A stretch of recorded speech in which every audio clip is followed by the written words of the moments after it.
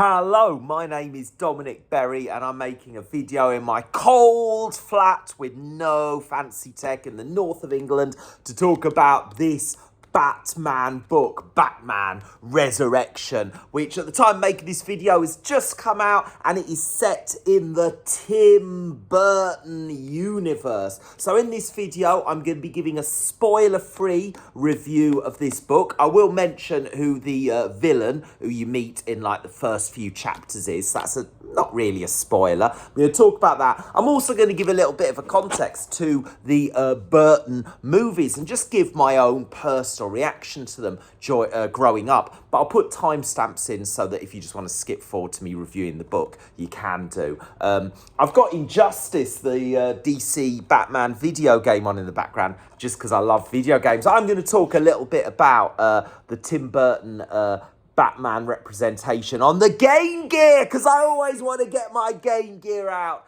So I'm going to talk a bit about that and also just touch on what's going on in the comic book series Batman 89, Batman 89 Echoes. But the main thing will be me reviewing this book, and I'll be saying good things about it. I absolutely love it. But let me take you back to me being a little kid and seeing the first ever Batman Tim Burton movie. This is the comic book adaptation of it, an absolutely beautiful piece of art. Perhaps needless to say, I am going to be saying spoilers for Batman and Batman Returns movies. I'm sure if you're watching this video, you've seen them.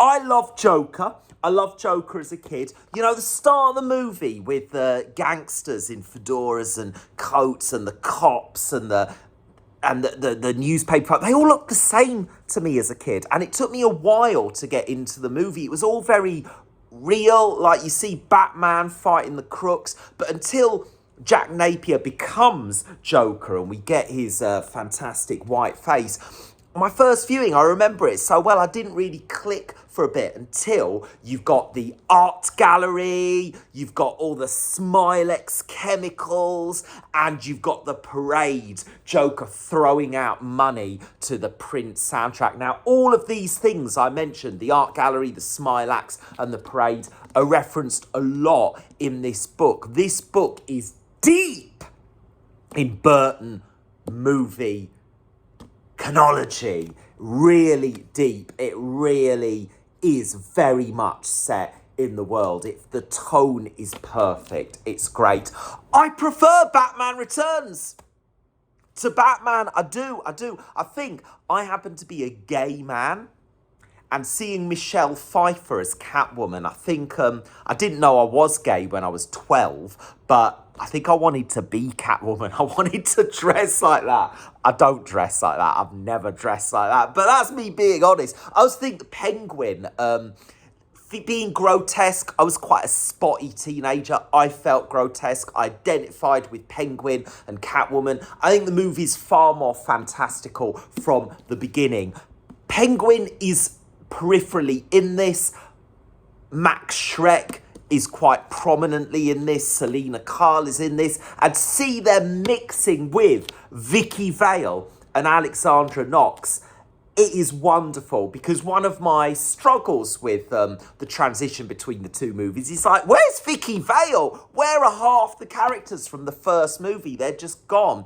And this does a stormingly good job of linking the two movies, making the characters feel really significant. They're not just cameos. They do stuff which moves the story forward.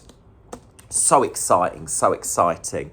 Usually on this YouTube, I do talk about video games, and I had the Mega Drive Batman Returns game, which is awful, but I'm really going to give a shout out for the Game Gear Batman Returns. I'm always singing the praises of the much unloved Game Gear. You know, on level 3 of this, you fight a monster who looks loads like Clayface, and the main villain of this book is Clayface. These are in the same universe! The Game Gear and the new novel in the same universe! It's not officially Clayface, but every other end boss is clearly a Red Triangle Circus character. But yeah, the character that looks like Clayface, I like to believe that it is Clayface in here. The way you hear about Clayface is wonderful. His story in this is so heartfelt. For me, it is just as strong as Catwoman, Penguin, Joker. Wonderful. I'm not going to say too much about the Joel Schumacher films. Before the Batman Forever came out, I bought this CD. I loved the U2 song. I loved Seal. And I still love, I mean, the PJ Harvey song, Nick Cave, is brilliant. Michael Hutchins. I love this album. I don't like the movie. For me, it is tonally different. If you do love the movie, brilliant. If you love Batman and Robin, good for you. Good for you. But for me, they're not the same tone. They're not canon. And this book is ignoring the Joel Schumacher movies. This book is a midquel between Batman and Batman Returns. Have you read Batman 89? Batman 89 is set after Batman Returns and has drawings of Billy D. Williams as Two-Face.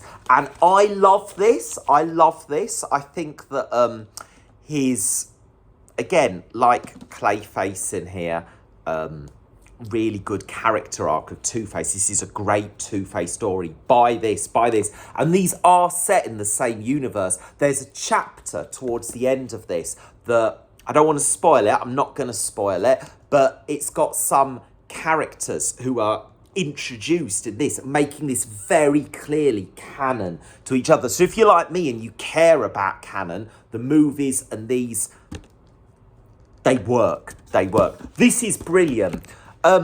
At the time of making this video, the current comic book series isn't finished yet. They've got Harley Quinn drawn in the style of Madonna, the singer Madonna, and I love that. There's one issue yet to go.